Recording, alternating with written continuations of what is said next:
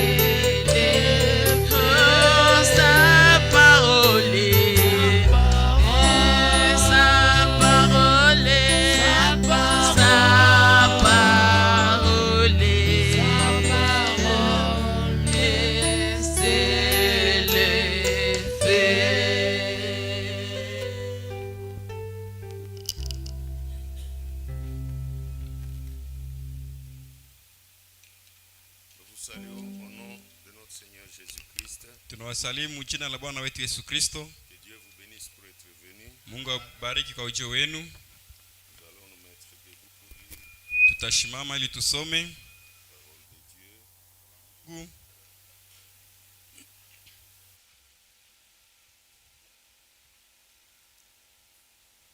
Ouvrons nos Bibles dans 1 Pierre chapitre 1er. Tufungue Biblia zetu ndani ya Petro wa kwanza sura ya kwanza. Nous allons lire les versets 18 Tutasoma mstari wa 18 et 19. na 19.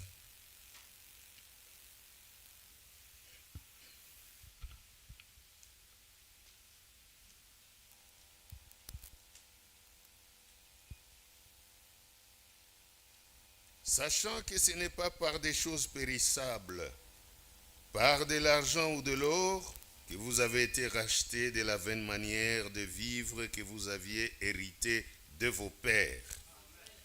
Mukijua mumekombolewa si kwa vitu vinavyoharibika, kwa fedha au dhahabu, mupate kutoka katika mwendo wenu usiofaa mliopokea kwa baba zenu, Mais par le sang précieux de Christ, comme d'un agneau sans défaut et sans tache. Amen. lakini kwa damu ya damani kama ya kondoo asiye na kilema wala alama, damu ya Kristo. Amina. Que Dieu bénisse la lecture de sa parole au nom de Jésus-Christ. Mungu abariki usomi wa neno lake mjina la Yesu Kristo. Veuillez vous asseoir. Na wasimkae.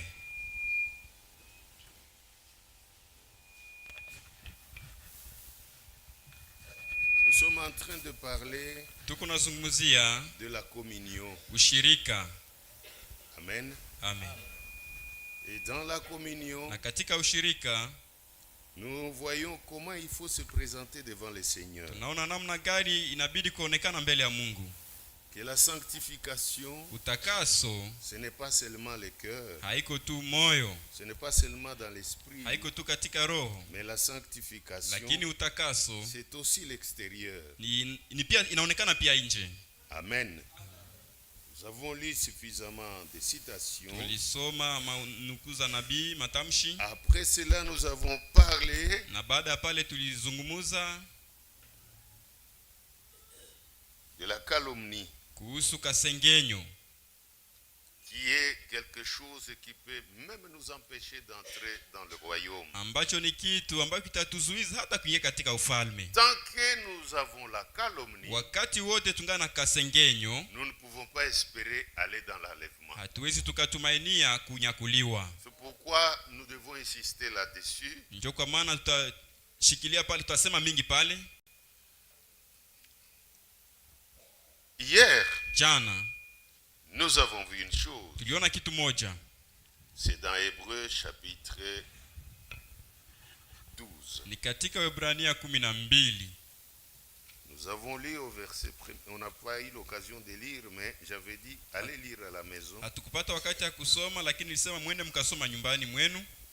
Des fois, on ne lit pas à la maison. Mara mingi hatusomake nyumbani, Alors, nous lisons basi tunasoma Nombre chapitre 12. Hesabu 12.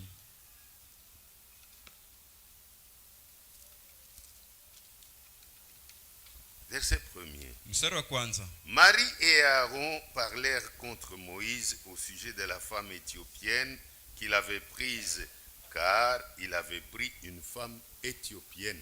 Kisha Miriamu na Haruni wakasema mabaya juu ya Musa kwa sababu ya mwanamke Mkushi ambaye alikuwa amemuoa. Amen. Ils étaient dans la maison. Walikuwa katika nyumba. Moïse venait de prendre une femme étrangère. Musa alikuwa amemtoa mke wa kigeni. La loi de Dieu interdisait cela. Sheria ya Mungu ilikuwa ikataza ile. Parce que Dieu leur avait dit, vous ne Mungu prendrez aliwaambiaka pas parmi ce hamtatoa peuple que je vais chasser, katikati ya zile mataifa vous ne nitakazofukuza, prendrez pas de femmes là-bas. hamtatoa katikati yao Vous ne wanawake. permettrez pas aussi que les hommes de là viennent marier. Msiruhusu pia waume wa kule wakuje wakaoa binti zenu. Pour dire que le mariage mixte, Kusema kwamba ndoa ya kumchangamanyo Dieu n'accepte pas. Mungu hataikubali. Alors pendant que Marie et Aaron discutaient, Wakati Maria na Musa walikuwa kizungumuza kibishana, Et alors, Haruni, nous alafu lisons verset 10. tunasoma mstari wa 10. Verset 9. La Mstari wa colère 9. de l'Éternel s'enflamma contre eux. Kasirani ya Bwana ikawaka juu yao, Et il s'en alla. akaondoka Bwana. La nuée se retira du dessus de la tente. Kisha wingu likaondoka pale juu ya hema. Et voici Marie était frappée d'une lèpre blanche comme la neige. Na tazama, Miriamu alikuwa amekuwa mkoma mweupe kama theluji. Aaron se tourna vers Marie. Haruni akageukia Miriamu. Et voici elle avait la lèpre. Na tazama, alikuwa mkoma. Amen. Amen. Marie a été frappée. Miriamu alipigwa. C'est elle qui a commencé le sujet. Yenjo alianje le sujet. Aaron écoutez. Haruni alikuwa akisikia.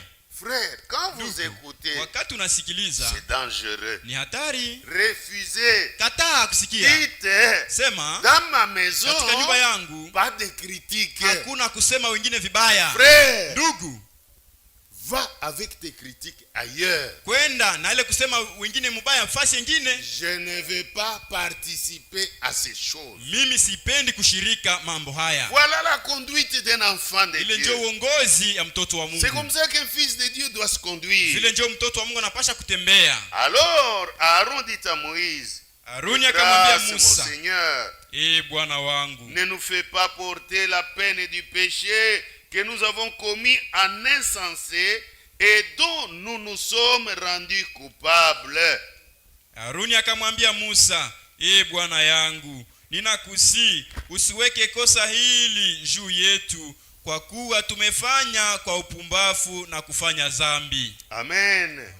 Oh, qu'elle ne soit pas comme l'enfant mort-né dont la chair est à moitié consumée quand il sort du sein de sa mère. Ninakusi asiwe kama mmoja aliyekufa, nusu ya nyama yake inayokuliwa wakati anapotoka tumboni mwa mama yake. Malgré qu'on a critiqué Moïse, Ijapo alimsengenya Musa, ce serviteur de Dieu, mtumishi wa Mungu Musa, écoutez l'intervention de Moïse. Intervention ya Musa.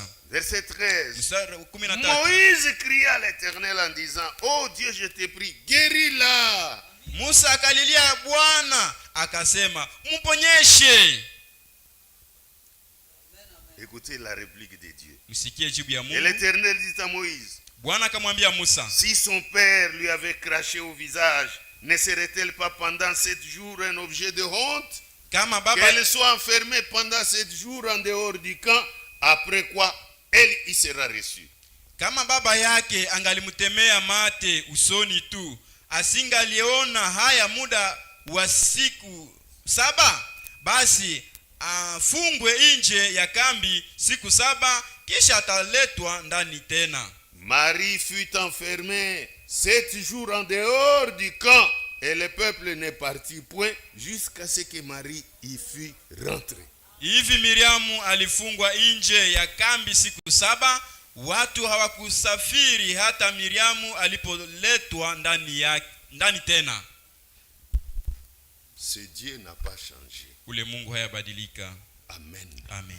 Il est le même. Angali yule. Hier, Jana, aujourd'hui, leo et pour toujours. na hata milele. Dans Psaume 101, Katika Zaburi au 101 verset 5, mstari wa 5 il est dit, inasemeka hivi: celui qui calomnie en secret son prochain, yule ambaye anamsema ndugu yake kwa siri na msengenya, je l'anéantirai. nitamharibu. Celui qui a des regards hautains Yule ambaye anakuwa na macho ya kiburi et un cœur enflé, je na ne moyo le wenye supporterai kujivuna, pas. sitaivumilia. Amen. Dieu, Mungu il dit quand tu fais la calomnie, anasema wakati unasengenya, vous allez vous cacher quelque part, unajificha fasi fulani, vous commencez à parler, à unaanza critiquer kuzungumza, kusengenya, kusema mwingine vibaya, un frère ndugu fulani ou un serviteur de ama Dieu. mtumishi wa Mungu. Frère, Ndugu, Dieu ne vous laissera pas impuni. Mungu hata kuacha bila kulipiza. Dieu vous punira. Mungu atakulipiza kabisa. Vous pouvez regarder aujourd'hui. Unaweza Il y a kuangalia leo hakuna kitu, rien. Mais attendez, lakini chunga, ça va venir. itakuja malipo, Ça va venir. itakuja. Dieu reste Dieu. Mungu anabaki kuwa Mungu. Marie a atteint la lettre immédiatement. Maria alipata ukoma papo hapo. Mais je vais vous lire quelque chose. lakini nitawasomea kitu fulani Dans la lettre circulaire, katika barua mzunguko numéro 52, namba 52 du mois d'avril 2001. ya mwezi wa 4 mwaka wa 2001, À la page kwa 24. karatasi yake ya 24. Écoutez. Msikie. C'est une sœur. Ule ni dada Elle a convoité le pasteur.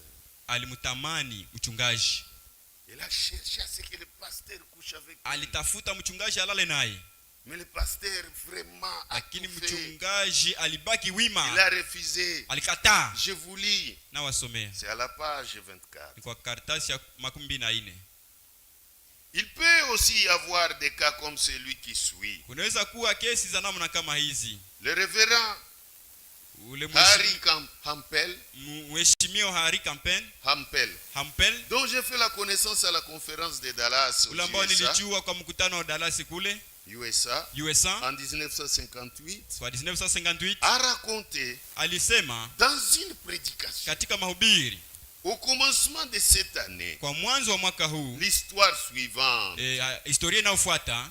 Il arriva qu'une sœur qui était pleine du Saint-Esprit Ikafikia dada ambaye alikuwa kijaa Roho Mtakatifu et qui chantait dans la chorale na d'une ambaye alikuwa église akiimba à New katika Mexico kwaya katika kanisa moja New Mexico, est tombée amoureuse du prédicateur. alianguka alimpenda mchungaji ama mtumishi.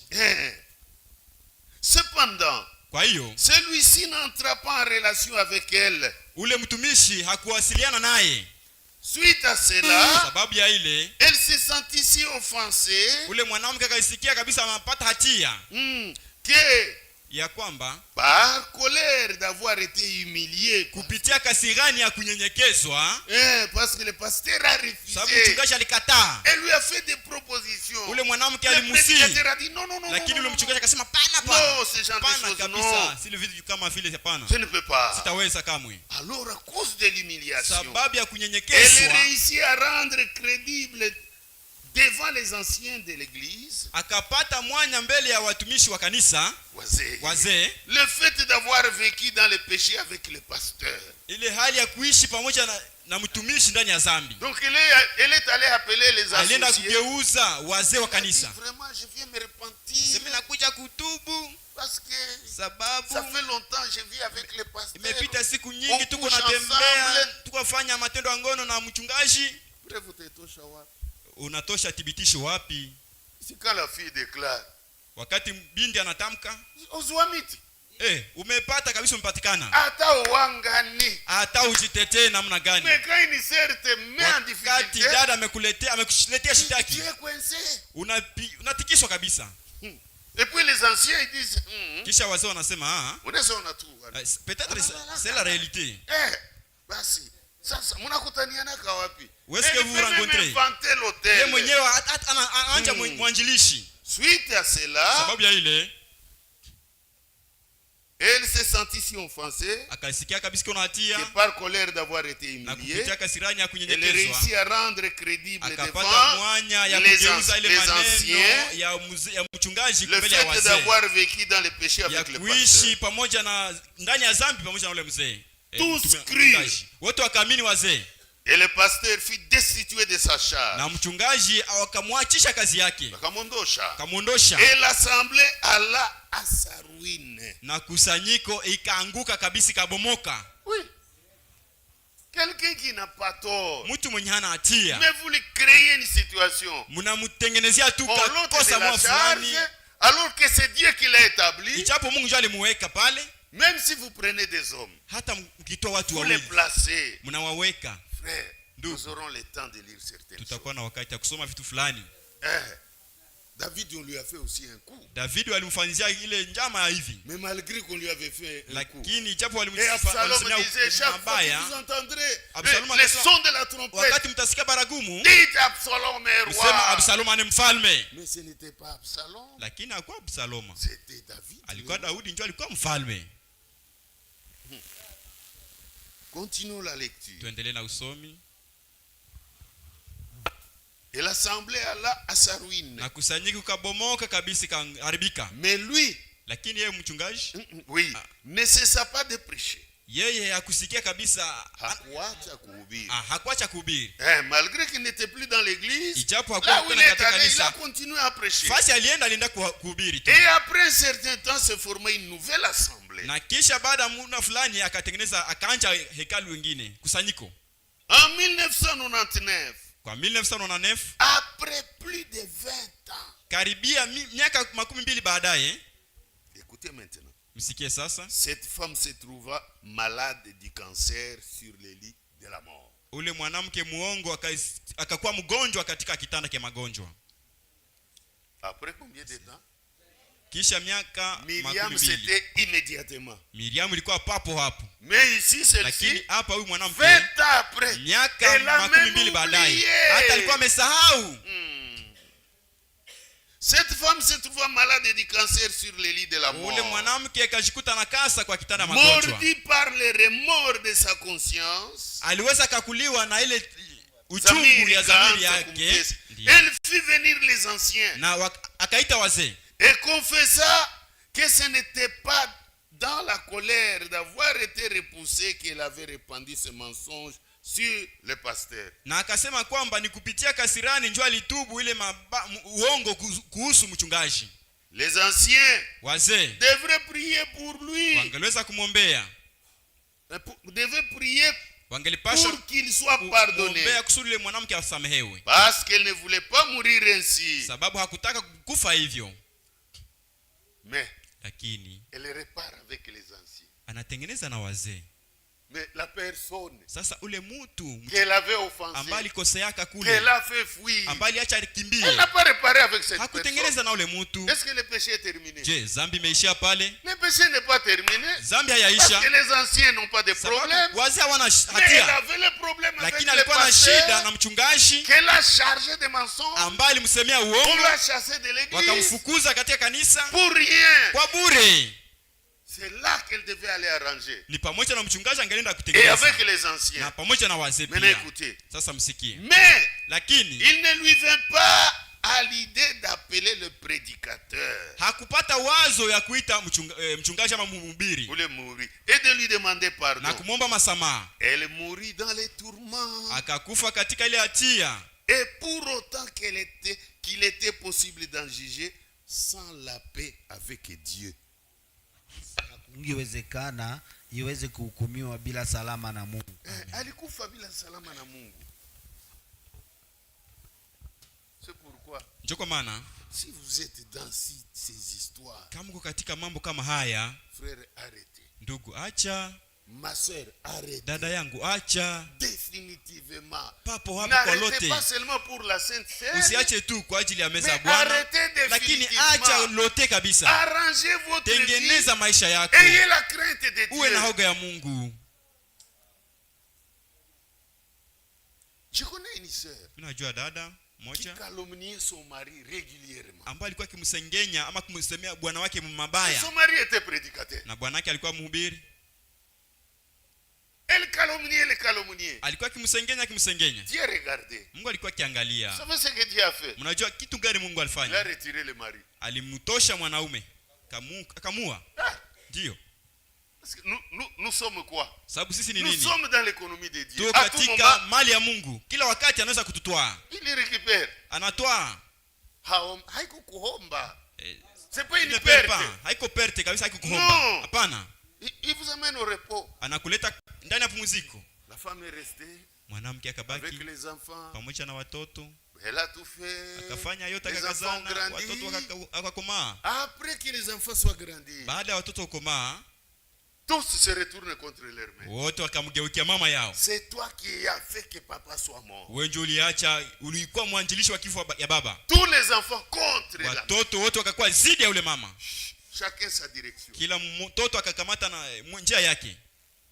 Imaginez-vous. Pima wazia, Or à la vieillesse, ijapo katika uzee ce sont les enfants qui doivent prendre charge des parents. ni watoto ndio watapasha kushughulikia wazazi. C'est la parole de Dieu. Ile neno ya Mungu, Mais tous sont abandonnés. lakini wote wakamwacha mama. Toi, wewe si on a souffert, kama si on a tuliteseka, mené telle vie, kama tuliishi c'est maisha à kama cause haya, de toi. ni sababu yako. Notre père serait encore au Baba yetu travail. angelipasha kuwa ngali naishi. Non, toi. Lakini wewe mama, Faisons attention. fanya angalisho. Dans la prédication, Katika mahubiri, l'Éternel n'a-t-il parlé qu'à Moïse? je, Bwana alimzungumzia Musa tu? Une prédication du 30 novembre 53. Mahubiri ya tarehe 13 mwezi wa 11 mwaka wa 1953. Au paragraphe 63, Kwa bara yake ya 63 je vous lis. ninawasomea. Frère Branham dit ceci. Ndugu Branham anasema hivi: Soyez respectueux. muwe na heshima. Oh là là. Oh la la. Si seulement je pouvais éradiquer ces critiques. Kama ningeweza kuondosha hii kasengenyo, Et moi j'aimerais que les critiques disparaissent. na mimi nilipenda kasengenyo iondoke kabisa, yaishe. Dieu dit que ça disparaisse de l'église. Mungu anasema itoweke katika kanisa. Qu'on n'entende pas parler de cela dans l'église. Tusisikie kasengenyo ndani ya kanisa. Si seulement je pouvais éradiquer ces critiques. Kama ningeweza nikaondosha kasengenyo. Vous vous acharnez sur moi. Mungu ananisengenya njo mie. Ne le faites pas. Musifanye. Ne critiquez aucun frère. Usisengenya izuru ndugu gani. Ne le faites pas. Musifanye hivyo. Vous faites obstacle à l'action de Dieu. Unazuiza tendo la Mungu. Parce que vous tuez cet homme. Sababu naua ule mtu. Si c'est un prédicateur, Kama ni mhubiri, comment va-t-il prêcher? je, ule mhubiri atahubiri namna gani? Parce que vous tuez son influence. Sababu unaua ushawishi wake katika Même kanisa. si c'était un autre frère, Hata kama ni ndugu vous mwingine, tuez son influence. unaua ushawishi wake. Tout le monde sera contre lui Kila mtu pour atakuwa rien. zidi yake kwa bure On tu. va le haïr pour Watamchukia rien. kwa bure. Vous mettez sa vie en danger. Unaweka maisha yake ndani hatari. Vous êtes un criminel. Wewe uko muuaji. Vous faites obstacle à l'action de Dieu. Uko naleta kizuizo kwa tendo la Mungu. Dieu vous frappera de quelque chose aussi sûr que je me tiens sur cette Mungu phrase. atakupiga na kitu fulani wakati wote ningali nashimama kwa sakafu kama hili. Hisi ninasimama hapa. Comme je me tiens Na ici ninabisema. et je parle cela, Mungu atakupiga Dieu tu. te frappera toujours. Vous êtes en train de gêner les autres. Uko nasumbua wengine. Ce n'est pas Psaume 101 verset 5. Ila haiko Zaburi 101 mstari wa kwanza, wa 5. Watano. Là où il dit que celui qui fait la calomnie, Pale anasema Dieu va yule ambaye anafanya Dieu va le- kasengenyo, Dieu Mungu va atamuondosha kabisa, atamfanya bure. laissez-moi vous ajouter quelque chose. Acha niongezee kitu fulani Et puis nous continuons. kisha tutaendelea. Lettre circulaire 52. Barua mzunguko namba 52. Toujours Pale tu. avril 2001. Mwezi wa 4 mwaka wa 2001. Je voulais à partir de la page Ninawasomea ku karatasi 20. ya 12. Écoutez. Sikie. Auprès des hommes de Dieu, Karibu ya watu wa Mungu peut se renouveler ce qui est arrivé dans le jardin d'Éden. inaweza kafanywa upya kile ambacho kilifika katika bustani ya Edeni. Satan influença Ève. Shetani akamshawishi Hawa. La femme de qui? Mke wa nani? Femme d'Adam. Mke wa Adamu. Mais Satan est passé par Lakini shetani alipitia Ève. Hawa. Et elle-même le fit à l'égard de son Adam. Na Hawa akafanya hivyo kwa ajili ya Adamu wake, auquel le Seigneur avait parlé personnellement. ule Adamu ambao Mungu alimzungumzia kinaganaga. Dieu n'a jamais parlé à Ève. Mungu hamzungumzia Hawa. Dieu avait parlé à Adam. Mungu alimzungumzia Adamu. Ève n'était pas là. Hawa hakuwa pale. Est-ce que nous sommes ensemble? Je, tuko pamoja? Quand Dieu appelle un serviteur, Wakati personne Mungu n'est là. anaita mtumishi, hakuna mtu fulani pale. Il n'y a pas de témoin. Hakuna washuhuda pale. Même quand Franck dit, le Hata Seigneur m'a appelé, Frank anasema Mungu aliniita. c'était tôt le matin. Ilikuwa L'ange siku est mapema, venu. malaika Je vais alikuja. discuter quoi? Nitabishana na nini? C'est son témoignage. Ni ushuhuda wake. Et chaque homme, na kila chaque mwanaume, serviteur kila a son mtumishi wa témoignage. Mungu ana ushuhuda wake. Moïse, Musa, quand Dieu le wakati rencontrait Mungu alimkutana à Horeb, kule Horebu et qu'il est descendu en Égypte, na akashuka Misri, et il dit, moi j'ai akasema rencontré mimi Dieu. nilimkutana na Mungu. Qui était là? Nani alikuwa pale? Qui pouvait discuter? Nani angeweza Est-ce que kubishana? le Seigneur t'a appelé? Je, toi? Bwana Mungu alikuita wewe? Hapana. Le Seigneur t'a appelé. Bwana Affaire yako na alikuita, Mungu. c'est ton affaire avec Dieu.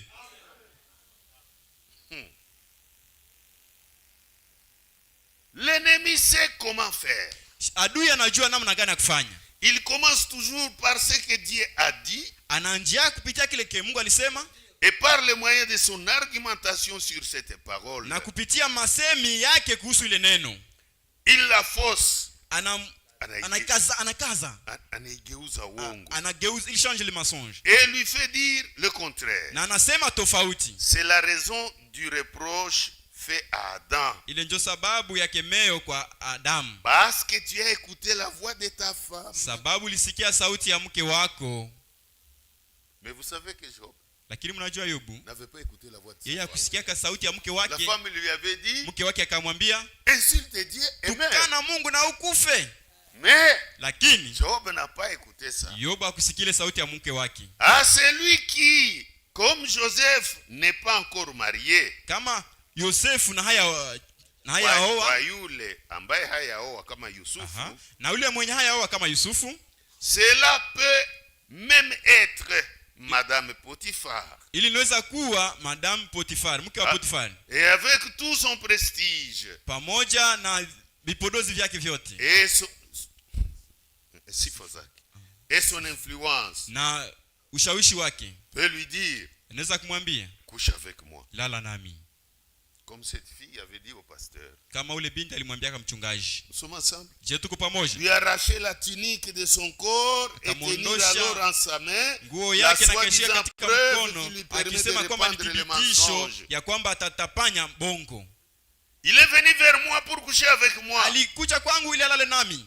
C'est dans Genèse 39. Iko katika Mwanzo 13. Et tout le reste s'emboîte de lui-même dans l'image mensongère. Na yote inaonekana katika hali ya bongo. Personne n'était là. Hakuna mtu ambaye alikuwa pale. Mais quand la femme de Potiphar a dit, il voulait coucher avec lakini moi. wakati mke wa Potifar alisema alitaka kulala naye. Alors que c'est elle qui cherchait que Joseph couche avec elle. Ijapo mke wa Potifar ndio alitafuta Yosefu alale naye. Na Yosefu akakimbia. Mais Joseph est allé en prison. Lakini Yosefu alienda gerezani. Innocemment. Kwa bure tu, kwa bila kosa hata fulani. Dès le commencement, tangu mwanzo il en a été ainsi. Ilikuwa tu kila mara hivyo. Et dans la vie naturelle des serviteurs de Dieu, na katika maisha ya kawaida ya watumishi wa Mungu, des choses incompréhensibles sont arrivées. Eleweka vinafika. Moïse prit pour femme une Cushite. Musa akatoa mwanamke Mkushi. C'est là que nous sommes. Ni pale tuko. Et lorsque sa sœur Myriam, na wakati dada yake Miriam, la prophétesse, ule nabii mke, qui pensait avoir raison, ambaye alizani kwamba iko na s'est kweli, élevé contre cela, akainuka zidi ya ile kosa, elle fut punie de lèpre. Pigwa na ukoma. Le Seigneur Dieu l'a appelé ainsi. Bwana L'a Mungu appelé alimuita ainsi qu'Aaron, hivi kwa Haruni, pamoja na Haruni, auprès de la tente d'assignation. Karibu ya hekalu, hema ya makusanyiko. Et il a prononcé le jugement. Na akatamka hukumu. Dans Deutéronome 34 verset 10, katika Kumbukumbu la Torati 34 mstari wa 10, nasemeka, il ne s'est plus levé en Israël de prophètes tels que Moïse, que Dieu ait connu face à face. Hakusimama tena nabii kama Musa ambaye aliona Mungu ana kwa ana ama uso kwa uso. Amen. Je continue. Inaendelea. Samson, un fils, mwana, demandait à Dieu. Akamwomba Mungu. Parce que Samson c'était le résultat de la prière de Anne. Sababu Samueli alikuwa ile tukio ama jibu ya maombi ya Ana. Amen. J'ai dit Samson. Samson c'est Samuel. Samson.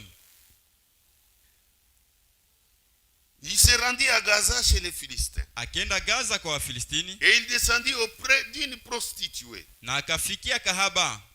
Et après que l'esprit du Seigneur ait déjà commencé à agir en lui. Na wakati roho ya Mungu ilianza tena ndani yake. C'est dans Juge chapitre 13 jusqu'au chapitre 16. Ni katika Yuda 13, Waamuzi 13 na kupanda.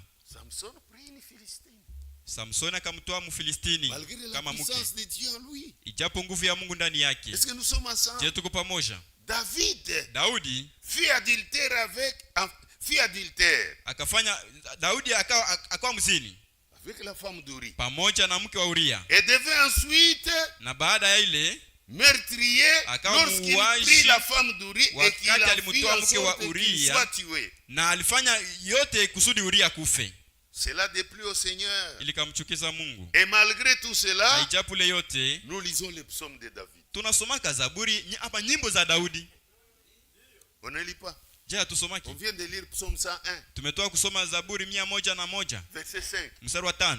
Nous lisons les psaumes de David. Tunasomaka nyimbo za Daudi. Cet homme de Dieu. Ule Mungu, mtu wa Mungu. Dieu avait dit l'homme selon mon cœur. Na Mungu alisemaka mtu kulingana na moyo wangu. Il a commis adultère. Alifanya uzini. Il a tué. Aliua. Mais il s'était repenti. Lakini alitubu.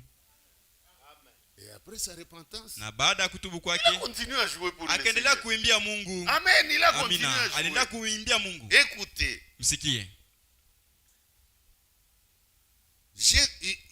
En dépit de tout, kwa yote, cela déplut au Seigneur. Ilikamchukiza Mungu. Et malgré cela, na ijapo ile, nous lisons les psaumes. Tunasomaka nyimbo. Et en dépit de tout, na kwa ile yote, Jésus-Christ, Yesu Kristo, est le fils de David. Yeye ni mwana wa Daudi. Par qui? Kupitia nani? Par la femme là. Kupitia ule mwanamke wa Uria. C'est par la femme d'Uri. Ni kupitia mwanamke mke wa Uria. C'est dans cette lignée. Ni kupitia ile ukoo que Jésus-Christ est Yesu Kristo alizaliwa. Il ne dit pas se retirer. Haseme kutoka. Hakutoka mkanisa. Hakushitosha ndani ya kanisa. Et il ne lui fut pas interdit de chanter ni de prêcher. Na habakumkataza kuimba ama kuhubiri.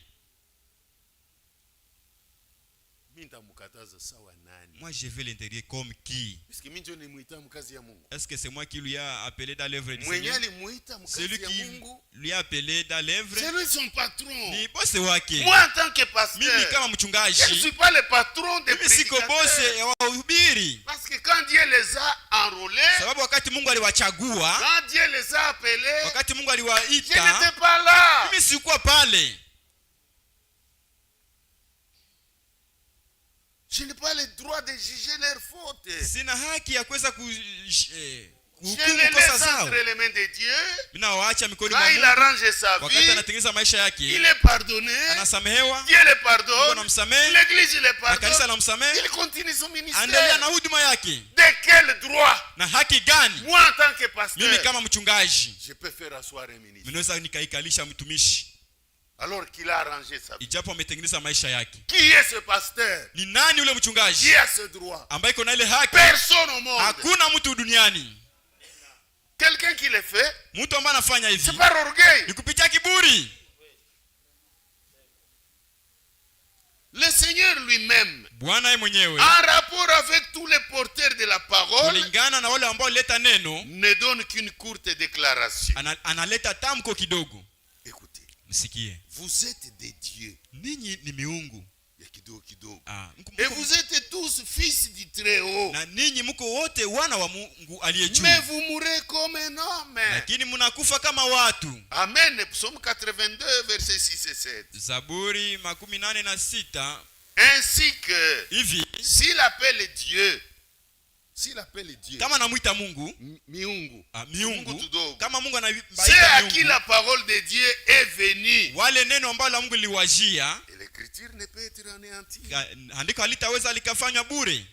Jean 10:35. Yohane 10:35. Les serviteurs de Dieu, watumishi wa Mungu, ne sont pas exposés au jugement.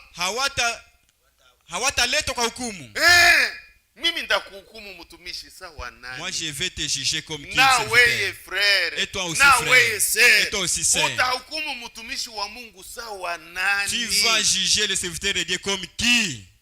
Nani alikupa ile mamlaka? Qui t'a donné cette autorité? Noko sa inspecteur. Tu es comme inspecteur pour inspecter, maisha ya huyu. Pour inspecter la vie de celui-ci. Unatembeza manyumba ya watu. Nani alikupa ile kazi? C'est toi qui repenses dans les maisons d'autrui. Qui t'a donné ce travail-là?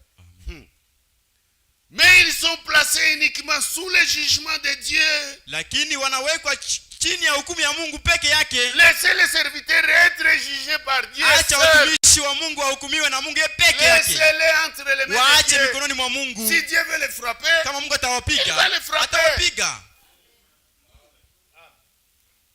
c'est la raison de cette sévère exhortation. Ile ndio sababu ya ile angalisho kubwa Yenye Mungu ya analeta. Mungu sekedi ya Dans Romains 14 ndani ya verset Waroma 4, 14 mstari wa 4 il est dit, inasemeka, qui es-tu, toi qui juges les domestiques d'autrui? wewe ni nani kusudi hukumu wafanyakazi wa mwingine? S'il se tient debout Kama anashimama ou il tombe, ama anaanguka, c'est pour son propre maître. ni kwa bwana wake mwenyewe, Et il sera debout, na atashimama, il sera tenu debout, atashimama kabisa, car le Seigneur est puissant pour le tenir debout. sababu Mungu ni mweza yote ili amshimamishe. Akianguka, S'il anguke tombe, mbele yako. Il ne tombe pas devant toi, Anguke mbele yangu. il ne tombe pas devant moi, Anaanguka mbele ya Mungu il tombe wake, devant son Dieu, patron yake, son patron, mwenye alimuita mkazi. Il l'a amené dans Na le patron travail. yake anaweza Et son mulamusha patron peut le relever kusudi aendeleshe pour kazi. qu'il puisse continuer le Vile travail. patron alilamushaka Daudi, Comme le patron avait relevé David, atalamusha na wengine il watumishi. avait relevé d'autres serviteurs. Usijingize mudosie yenye haiko yako. Ne t'ingère dans un dossier qui ne te concerne pas. Amen. Ce sont des hommes comme tous les Ni autres, watu kama wengine wote, des vases de terre, ni vyombo vya udongo, mais qui portent un contenu divin. lakini vinavyobeba kitu kia uungu ndani yao. Amen. Le divin est en eux. Kitu kia uungu ni ndani yao. Le divin en eux Mungu ndani yao était ilikuwa vya kimungu ndani yabo. ndio. Le divin en eux Vya kimungu ndani yao était ilikuwa et est la parole, na ni neno, la substance par laquelle nous sommes tous rendus participants à la nature divine. ile ambayo inaacha sisi tukue washirika wa ufalme wa Mungu. Nous continuerons avec ces choses Tutaendelea na mambo haya plus tard. baadaye. J'aimerais vraiment toucher sur la calomnie en long et en large. Nilipenda nigusie kabisa kasengenyo kwa urefu Et wote sur la vie des serviteurs de Dieu, na kwa maisha ya watumishi wa Mungu. qu'on n'y revienne pas. Tusirudie On n'est kule, pas à pointer des serviteurs. tusanje tena kushota vidole watumishi. Que Dieu vous bénisse. Mungu awabariki. Amen. Amen. Maintenant, nous avons lu dans 1 Pierre chapitre 1er. Sasa tulisoma katika barua ya Petro wa kwanza sura ya kwanza, Oui, il est dit pale inasemeka au verset 19 kwa mstari wa 19 que nous avons été rachetés tulikombolewa par le sang précieux de Christ. na damu ya damani ya Kristo. Amen. Amina. Comme d'un agneau sans défaut Kama ya kondoo asiye na kilema et sans tache. na bila taka. Même Hata là en Égypte, kule Misri, la première fois kila mara ya kwanza qu'ils ont mangé la Pâque, waliposherekea Pasaka, parce que nous sommes ensemble, je tuko pamoja, il leur avait été dit iliwaambiwaka d'utiliser un agneau sans défaut. wamchinje mwana kondoo bila kilema. Exode 12, Kutoka 12 verset 5. mstari wa 5.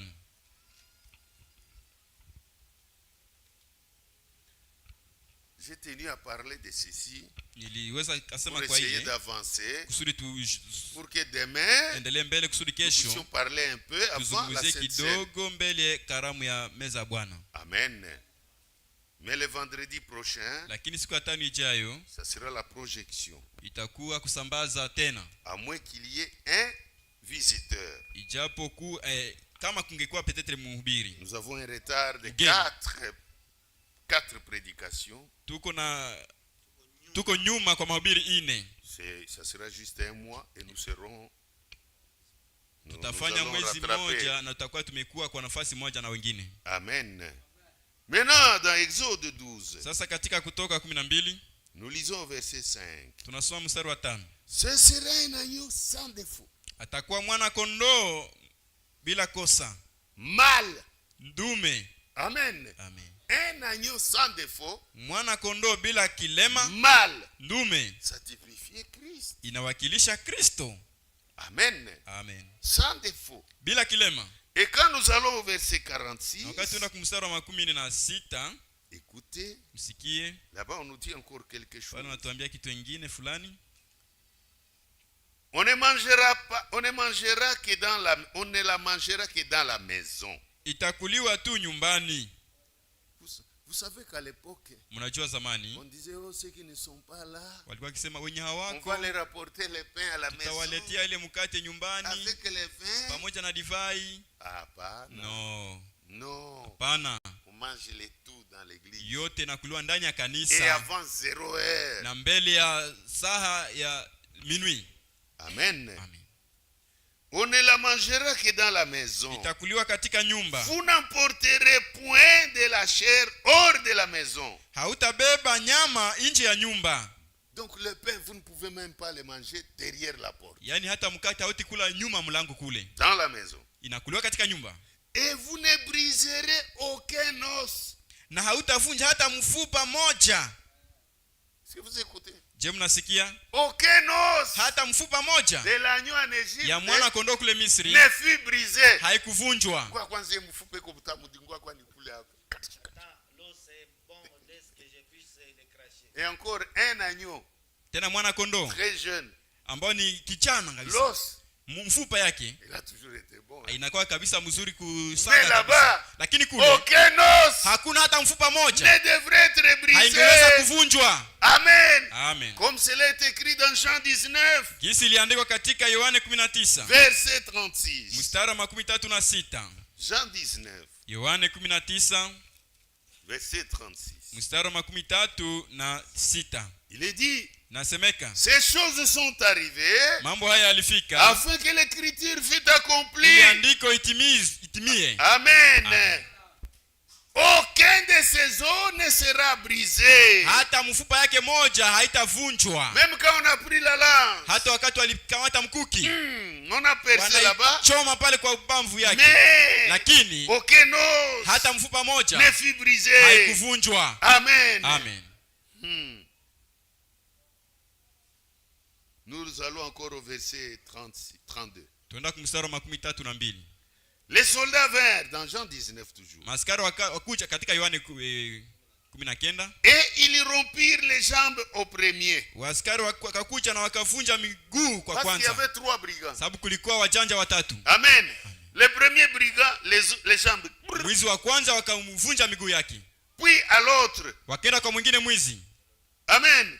Qui avait été crucifié avec lui. Ambaye alisulubishwa pamoja na Yesu. S'est approché de Jésus. Wakamkaribia sasa Yesu. Et le voyait déjà Na mort. wakamwona amekufa. Ils ne lui rompirent pas les jambes. Hawakumvunja mifupa ya miguu yake. Amen. Amen. Parce que aucun de ces os ne Sababu hakuna hata sera mfupa yake brisé. mmoja ambaye itavunjwa. Parce qu'il est l'agneau de Dieu. Sababu ni mwana kondoo wa Qui Mungu ôte les péchés de ambaye anaondoa vous tous. dhambi za watu wote. Amen. Amen. Mais un soldat Lakini lui askari perça les côtés avec une wakamchoma lance. mbavu yake pamoja na mkuki. Et aussitôt, Na papo hapo il sortit wakatoka, du sang et de l'eau. ikatoka damu na maji. Amen. Aucun de ces os Hakuna hata mfupa wake ne sera brisé. mmoja ambaye itavunjwa. C'est merveilleux. Ni mzuri sana. La parole de Dieu, Neno la Mungu elle s'accomplit textuellement. linatimiaka gisi limeandikwa Dans Exode 12, katika Kutoka 12 au verset 8, mstari wa 8 nous lisons. tunasoma, Cette nuit, ile usiku on en mangera la chair, watakula rôtie au nyama feu, imechoma on kwa la moto, mangera avec des pains sans levain. na wataikula pamoja na mkate pasipo chachu. Amen. Des pains sans levain. Mkate bila chachu. Dans 1 Corinthiens chapitre 5, Katika Wakorintho wa kwanza sura ya 5 nous lisons verset 8. tunasoma mstari wa 8.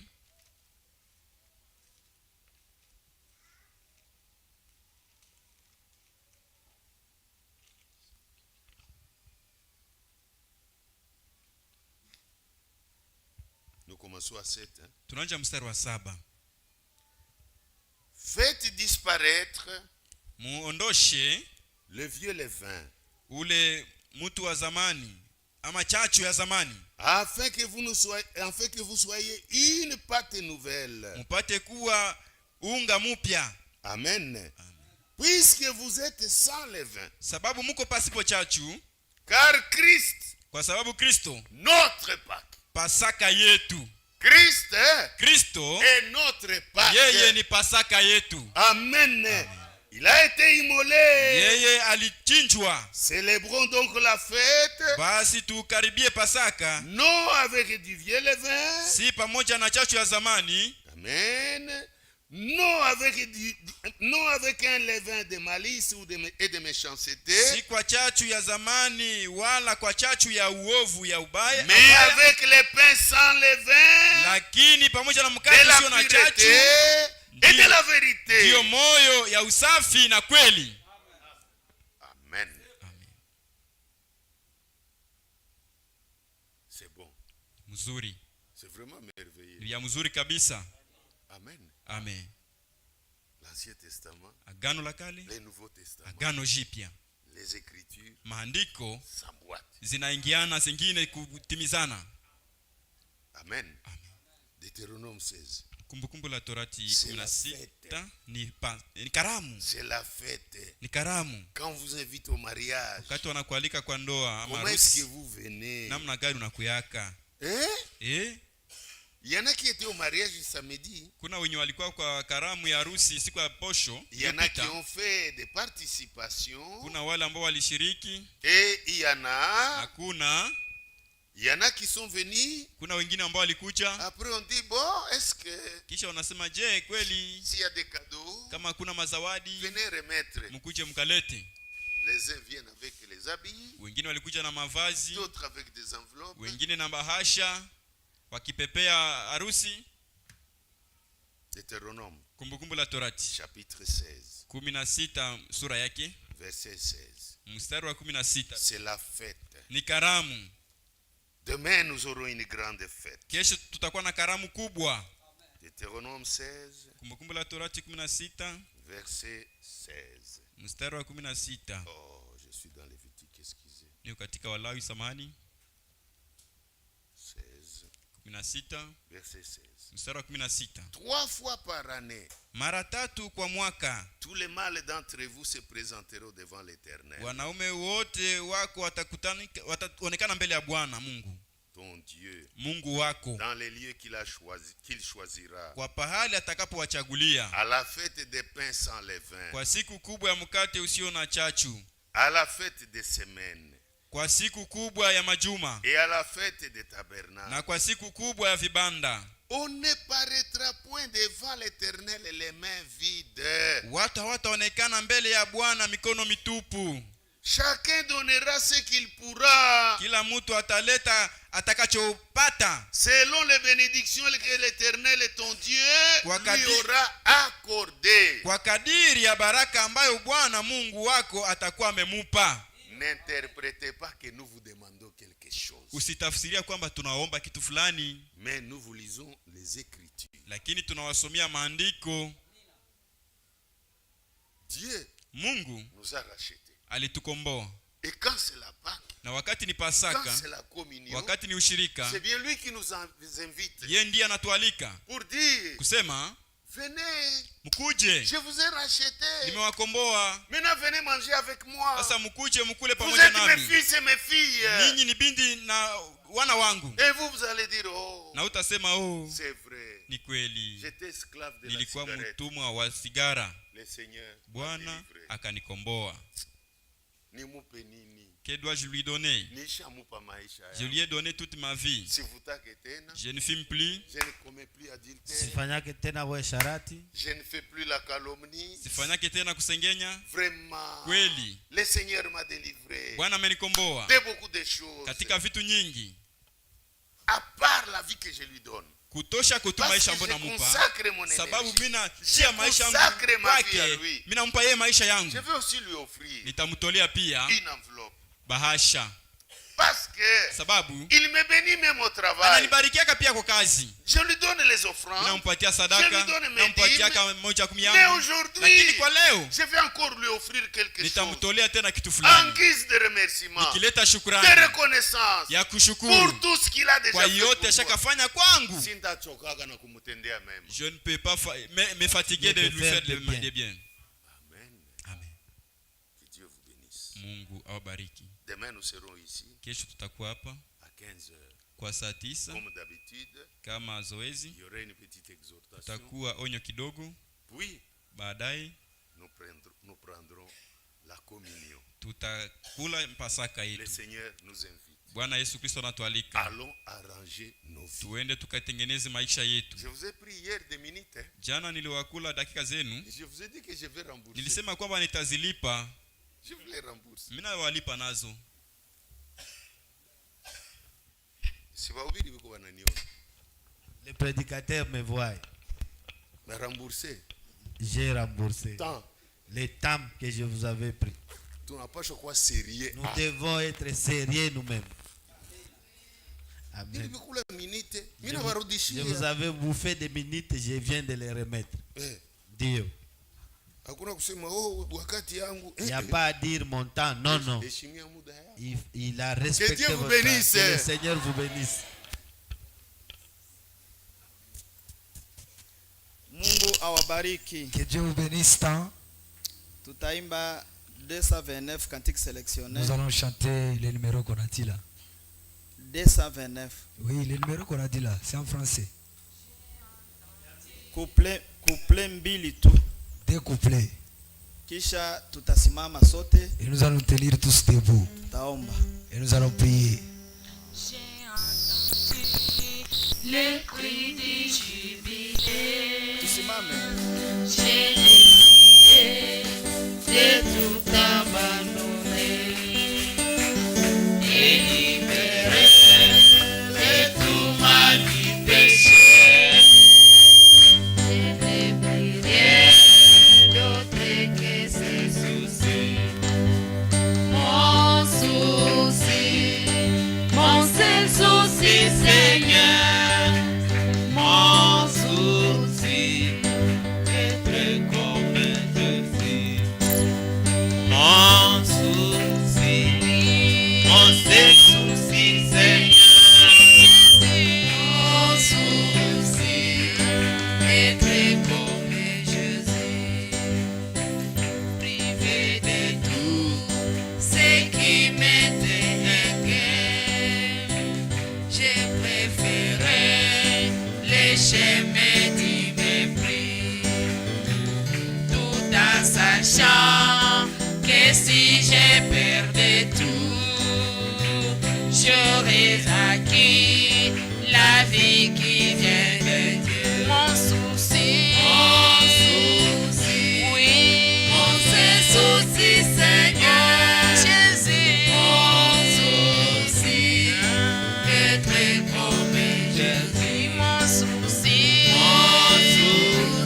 oui, mon seul souci, Seigneur Jésus, mon souci, être comme Jésus.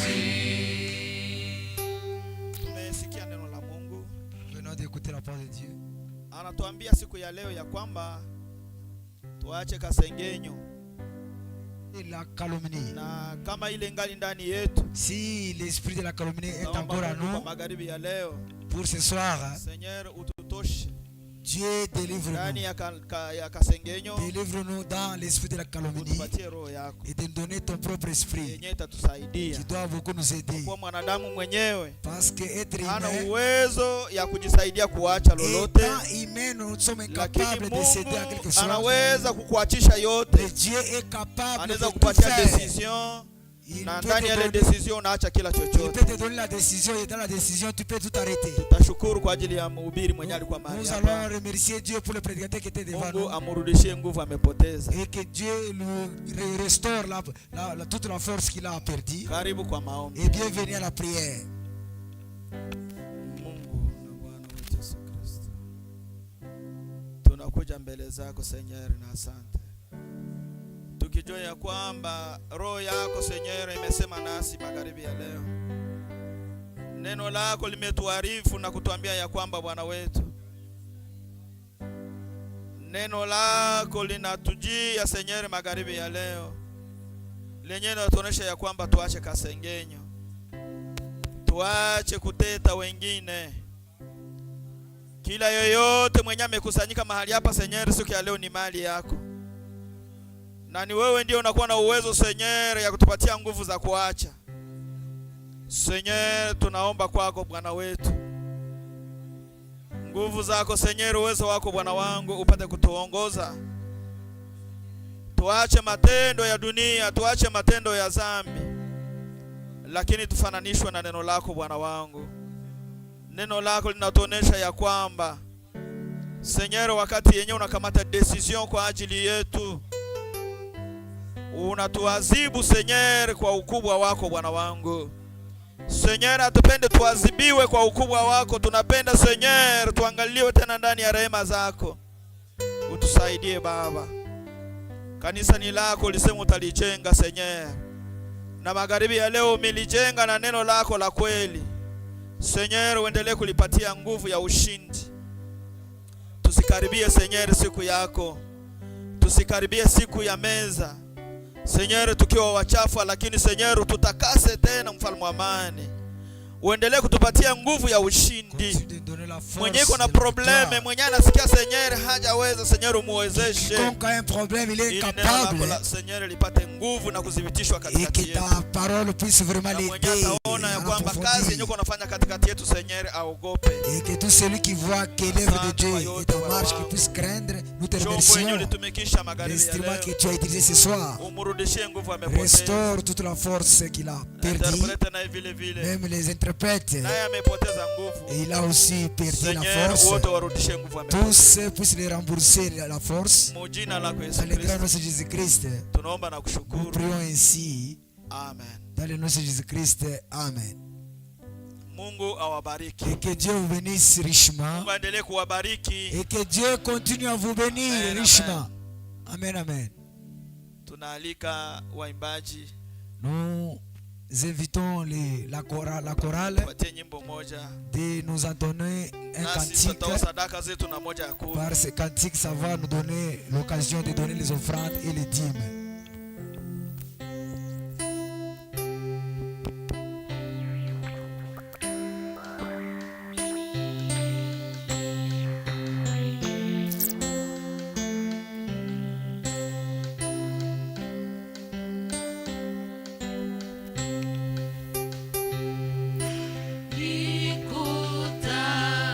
Sana kwangu kumutegemea Yesu,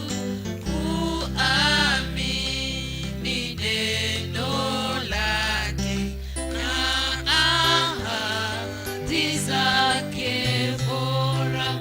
Yesu, Yesu ninaamini, ninajua wema wake.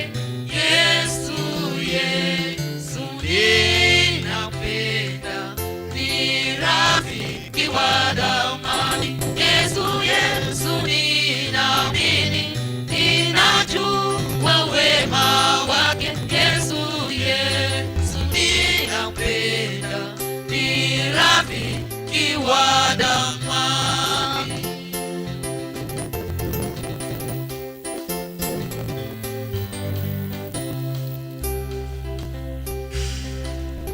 Ikutamu sana kwangu kumutegemea Yesu, kuamini damu yake kusafisha dhambi zangu. Yesu, Yesu ninaamini, ninajua wema wake. Yesu, Yesu ninapenda, ni rafiki wa damani. Yesu, Yesu ninaamini, ninajua wema wake.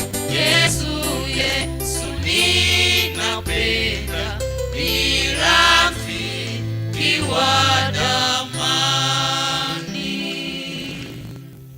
Mungu awabariki sana. Que Dieu vous bénisse richement. Hapa tuko na shukrani. Ici, nous avons des remerciements. Dada yetu Rebeka, Notre sœur Rebecca, ni dada Rebeka Malonga, la sœur Rebecca Malonga, alikuwa kwenye kilio kule Butembo, elle était dans le deuil là à Butembo. alipoteza babake. Elle a dit son père biologique. Dada yetu asimame. Et notre sœur était debout. Mungu akubariki dada. Que Dieu te bénisse, ma sœur. Mnajua tunakuwa na majina za mingi, ba Rebecca biko karibuni. Nous avons des différents noms. Rebecca, plusieurs noms de Rebecca. Sasa tunaweza sema Rebecca fulani mtu hataelewa. Si on si seulement dit seulement Rebecca sans préciser aussi l'autre nom peut-être. Yeye ni dada yetu Rebecca alipoteza babake. Et c'est notre sœur Rebecca qui a perdu son père biologique. Aliharikisha kwenda Butembo kwenye kilio. Il s'était précipité pour aller au deuil à Butembo. Lakini anashukuru Mungu kwa kuwa Mungu amemlinda njiani. Et il remercie Dieu qui l'a bel et bien gardé en allant comme retour. Kwenda na kurudia ni nguvu za Mungu. Aller comme retour, c'est une main de Dieu. Mungu akubariki dada. Et que Dieu te bénisse richement ma sœur. Unaweza keti. Tu peux te mettre. Hapa tuko na Rekete. Ici nous avons des dada yetu Micheline. Notre sœur Micheline wa Kindia. De Kindia. Atasafiri kwenda Uganda dimanche. Et elle va effectuer un voyage vers Uganda ce dimanche. Mungu awabariki. Que Dieu vous bénisse. Tunasema juu ya dada yetu Rebecca. Nous avons parlé pour notre sœur Rebecca. Elle a perdu son père biologique. Neno la Mungu linatuambia tulie na wenye kulia. Et la parole de Dieu nous insinue de pleurer avec ceux qui pleurent et se réjouir avec ceux qui se réjouissent. Mungu awabariki sana. Et que Dieu bénisse tant.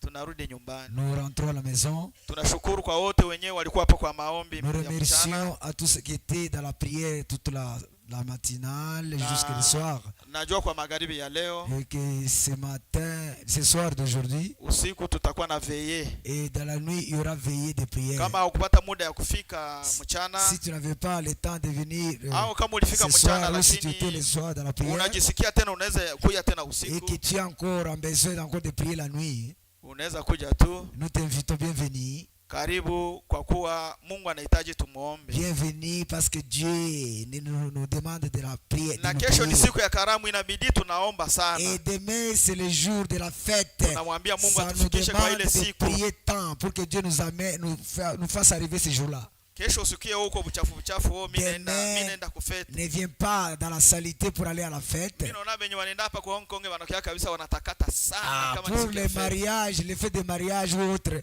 nous nous habillons propres.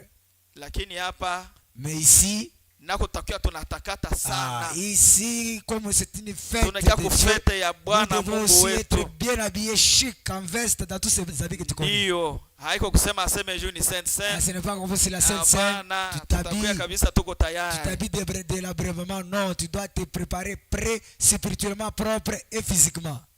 Mungu awabariki sana. Que Dieu vous bénisse. Mungu awabariki. Que Dieu vous bénisse. Na tena kesho tunawakaribisha kwa ile karamu. Et nous vous invitons dans cette grande fête. Bienvenue. Usiseme mie ilikuwa hivi na hivi, hapana. Ne dis pas que moi c'était ainsi et ainsi. Tunawaalika. Nous vous invitons.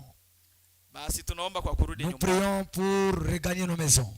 Mungu na Bwana wetu Yesu Kristo. Notre Père et Père Céleste. Ulitupatia muda ya kusanyika mbele zako. Nous a donné un bon moment de se réunir. Kweli ni muda mzuri sana Mungu wetu. Un très bon moment. Na uendelee kufanya hivi ndani ya maisha yetu. Continue de le faire dans notre vie. Uko tupatia nafasi. De commencer à donner mahali pako Bwana wangu. L'endroit où. Kwa kuwa mahali kwenyewe huko Bwana wetu. Là où tu es Seigneur. Ulisema na sisi tutakuwa pale. Tu as dit que nous y serons. Ndio kwa maana tunapatikana mahali hapa. Nous retrouvons aussi dans. Ubariki kila yeyote mwenye alifika mahali hapa. La présence de chaque personne. Ubariki neno lenye Seigneur tumesikia magharibi ya leo. Lizae matunda ndani yetu. Na litende kazi ndani ya kila mtoto wako Bwana wangu. Mwenye alikuwa peko mgonjwa Seigneur umpatie uponyaji. Mwenye alikuwa hapa iko na njaa umpatie chakula. Mwenye hana maji ya kunywa Seigneur umpatie. Seigneur tunakuomba kwa kuwa tunajua hatuna budi kuita jina lako. Mwenye hana unaweza umba kitu kusudi akipate. Toi qui es digne même de créer la chose. Tu es le créateur de toutes choses. Seigneur ubariki watoto wako. Seigneur bénis tes enfants. Wamekusanyika kwako. Ils se sont réunis à toi. Wamekutolea sadaka na moja ya kumi. Seigneur upate kuwabariki tena. Seigneur bénis tes. Na yeyote mwenye hakupata la kutolea. Seigneur nayo mubariki kesho apate kutolea. Davantage en fait que il puisse se quelque chose. Dada Micheline atasafiri kwenda Uganda. Micheline qui va Seigneur uwe pamoja naye. Sois avec elle. Atatembea juu ya vyombo vyenye vilitengenezwa na mikono ya watu. Seigneur umulinde njiani. Kwenda kwake na kurudi Seigneur sera comme retour. tutakushukuru Bwana Quand nous le wetu. verrons parmi nous, nous allons te Atakapofika remercier. Uganda Bwana wetu, Quand il arrive à Ouganda, afike kule na qu'il salama. puisse arriver en paix. Na yote atafanya Seigneur Et kazi tout ce yote qu'il na va salama. entreprendre soit vraiment animé par ton Tutamusindikiza kwa Saint-Esprit. yote Tu Seigneur. puisses l'accompagner, Père Na Céleste. sisi turudi Et nous nyumbani. aussi, nous à la maison. Tubariki Bwana Bénis-nous wetu. tous, Seigneur. Bariki hatua zetu. Bénis nos apparts, Tufike nos nyumbani na atours. salama. Et que nous puissions arriver Na dans la mkono maison wako en wa paix. salama Seigneur uwe juu ya Et kila que ta main mmoja. de la paix soit sur chacun Na de nous, journée ya Seigneur. kesho Seigneur upate Et kuibariki. que la journée de fête soit bénie. Baba, kusiwe kizuizi Tu n'es chochote. pas des empêchements. Hadi wewe pekee mwenyewe ushuke Et Bwana wetu. toi-même, tu puisses Na être kuongoza en kila mmoja œuvre wetu. pour conduire chacun de Na nous. kupatia kila mmoja furaha ya kuja Et kwenye donner à sehemu wetu. chacun la paix, la joie, venir à la fête. Utubariki sote. Bénis-nous tous, Seigneur. Narudi Nous nyumbani. regagnons la maison. Utuongoze na hatua zako. Conduis-nous avec dans ta présence, dans Kwa jina la propre Yesu main, Kristo. de Jésus-Christ. Tunaomba Nous kushukuru. disons ainsi en te remerciant. Amen. Amen. Twende na salama Yesu Allons Kristo. tous avec paix dans le nom de Jésus-Christ. Tutaonana kesho. Nous allons nous voir À partir de 15 tutakuwa hapa. à partir de 15 heures, nous y serons ici.